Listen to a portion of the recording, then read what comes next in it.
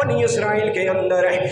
5 سالی ہو گئی ہے، بارش نہیں ہو رہی ہے، امت ساری حضرت موسیٰ کے پاس آتی ہے، عرض کرتے ہیں موسیٰ علیہ السلام بڑی 5 سالی ہو گئی ہے، بارش نہیں ہو رہی ہے، آپ اپنے رب سے مانگیں، اپنے رب سے التجا کریں، دعا کریں، رب کائنات آپ کی دعا کو سنتا ہے، اللہ تبارک و تعالی آپ کی دعا سنے گا، رحمت کی بارش کا نزول ہوگا۔ حضرت موسیٰ نے سارے لوگوں کو جمع کیا،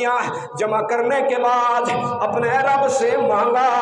توبہ استغفار سب نے کی، اپنے رب سے مانگا مولا کائنات رحمت کی بارش کا نزول فرما، لیکن بار بار حضرت موسیٰ کے مانگنے کے باوجود بارش نہیں ہو رہی ہے۔ حضرت موسیٰ نے عرض کیا مولا کائنات یہ لوگ کیا کہیں گے، کیا سمجھیں گے، اس کے نبی کے پاس سے آئے تھے، ہم نے کہا تھا نبی کی رب سنتا ہے، مولا کائنات تو بارش نہیں دے رہا، یہ لوگ میرے بارے میں کیا گمان کریں گے۔ پھر حضرت موسیٰ نے التجا کی، دعا کی، بارش نہیں ہو رہی ہے، بار بار مانگ رہے ہیں۔ اور اس روایت سے یہ بھی پتہ چلتا ہے کہ جب انبیاء مانگتے تھے نا تو جو مانگتے تھے وہ فوراً عطا کر دیتا تھا،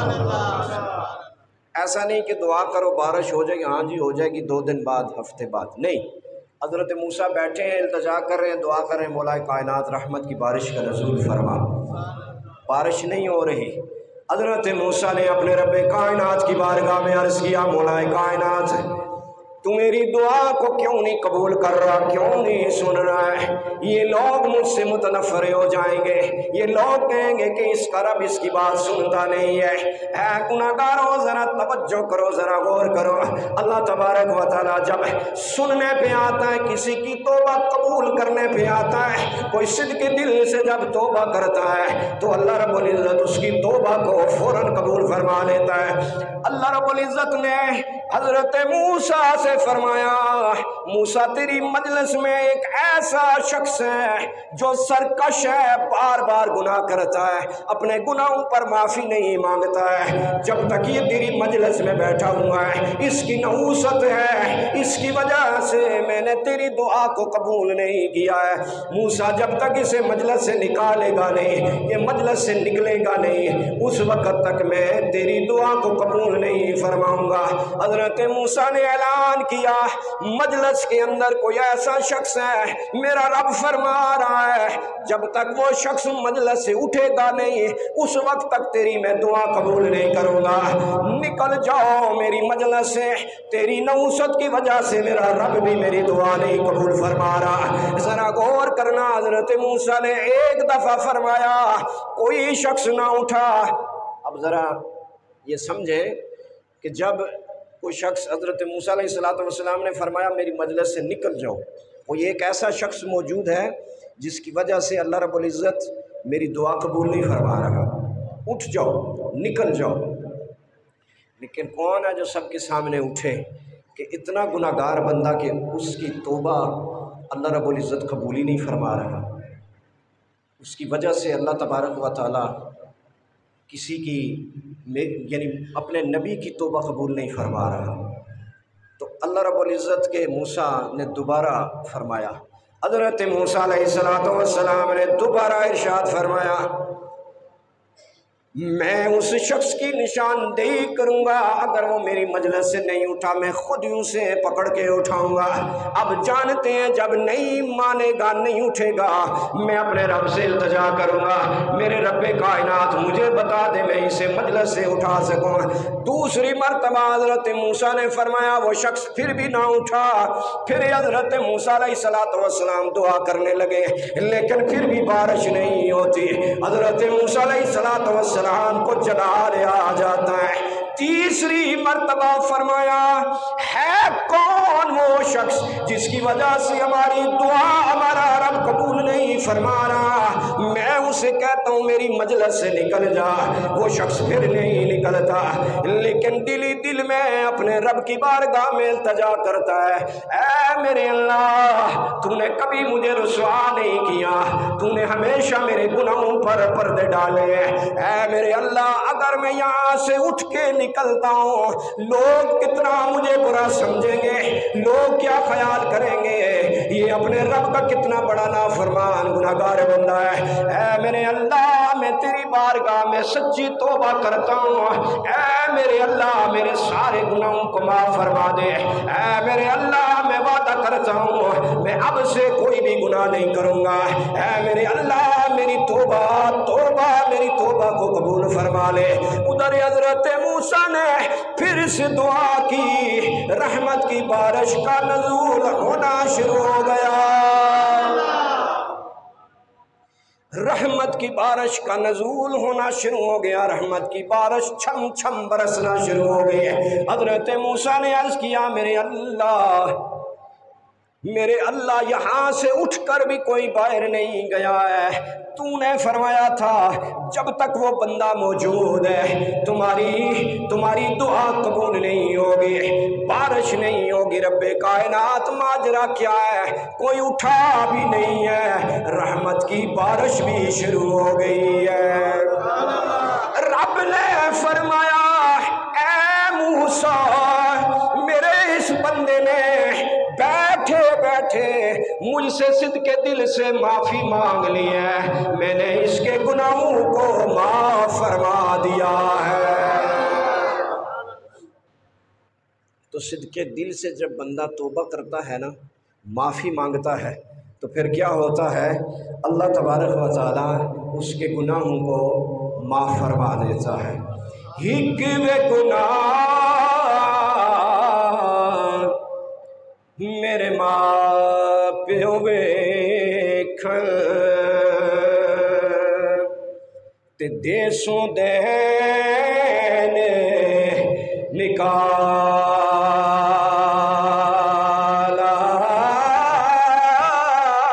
ہکوے گناہ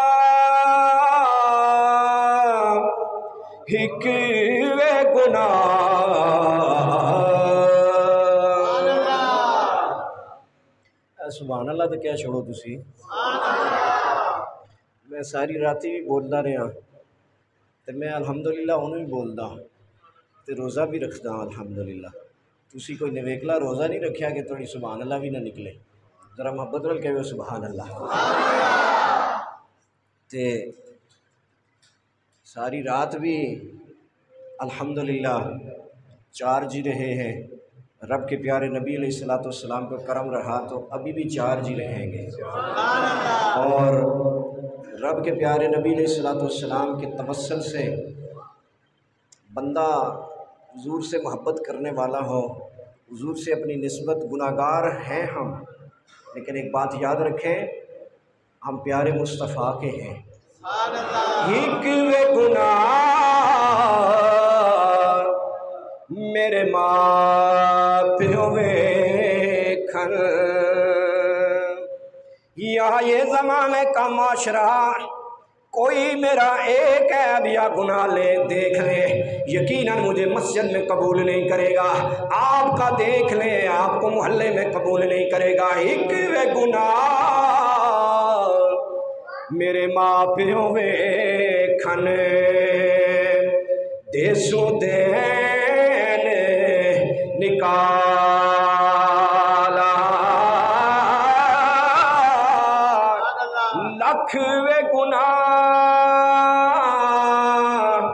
لکھ وے گناہ میرا اللہ ویکھے، پردے پاون والا،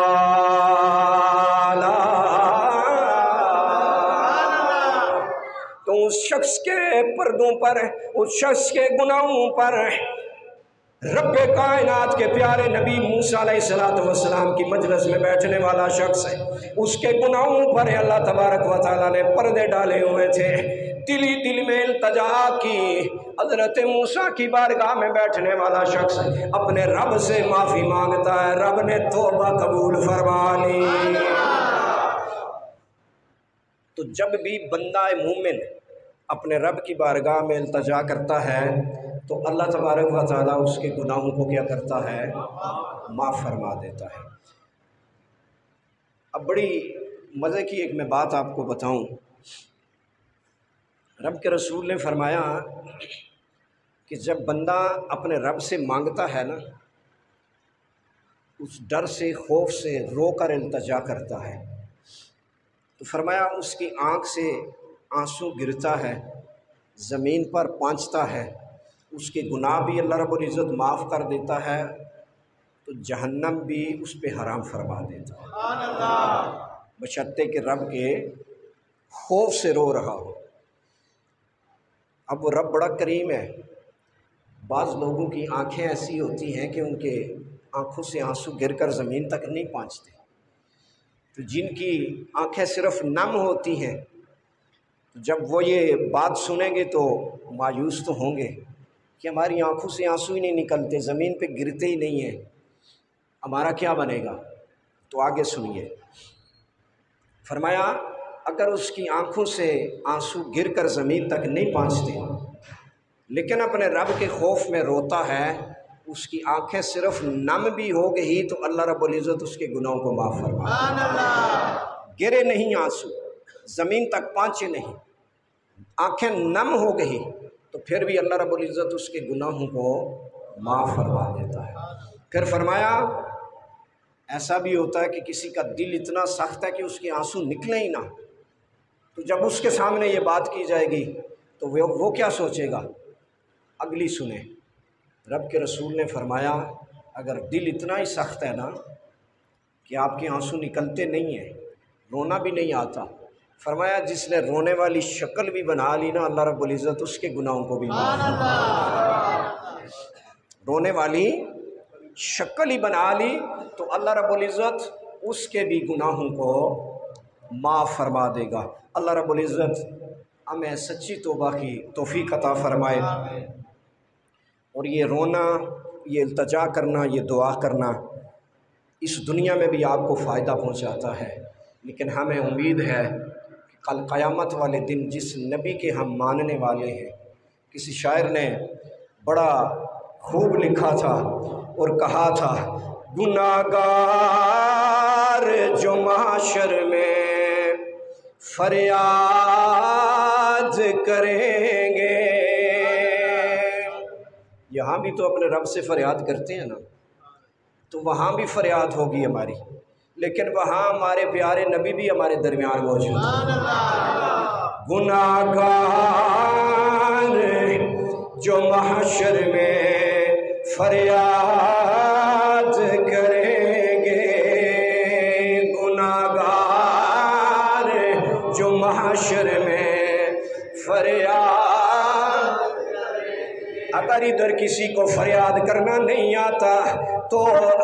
پھر وہ اپنی مرحومی پر افسوس ہی کر لے۔ گناہ گار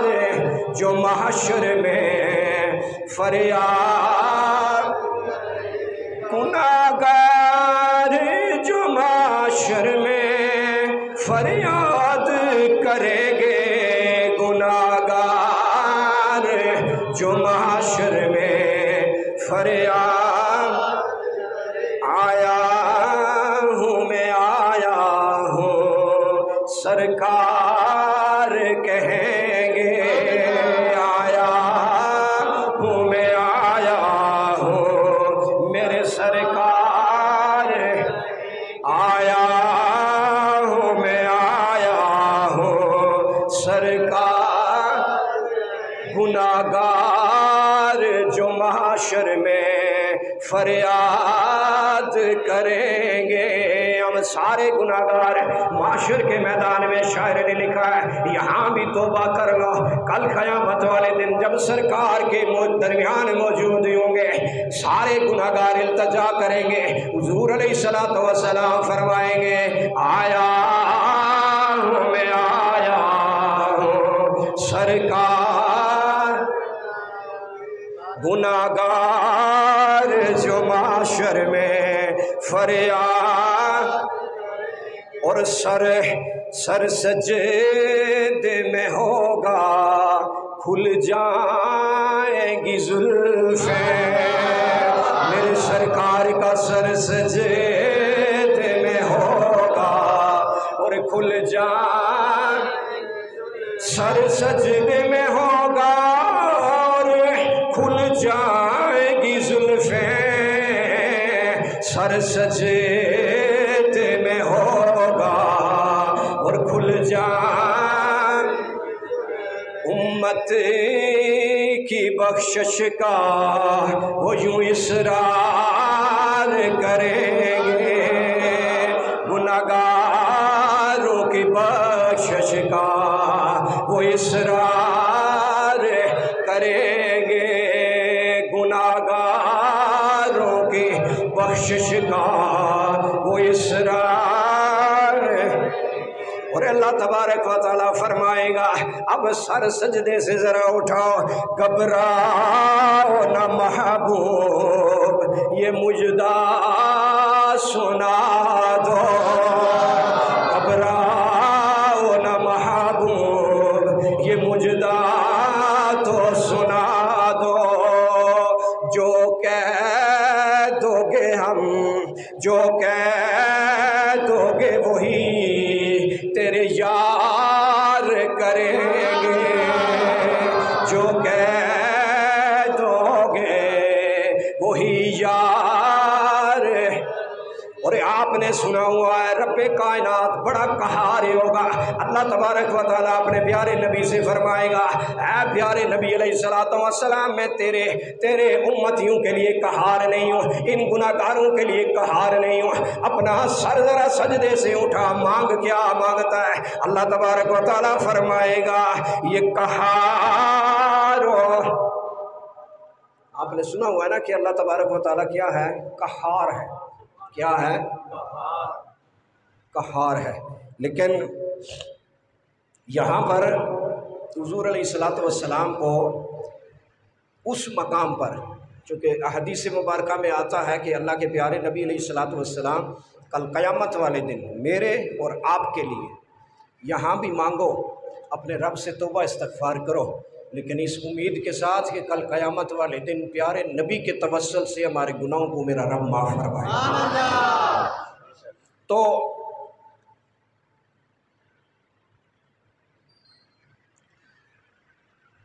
اللہ رب العزت اپنے پیارے نبی علیہ السلام سے وہاں فرمائے گا، جب حضور سر سجدے میں رکھ لیں گے تو اللہ تبارک و تعالیٰ فرمائے گا محبوب مانگ کیا مانگتا ہے؟ تو رب کے پیارے رسول فرمائیں گے اللہ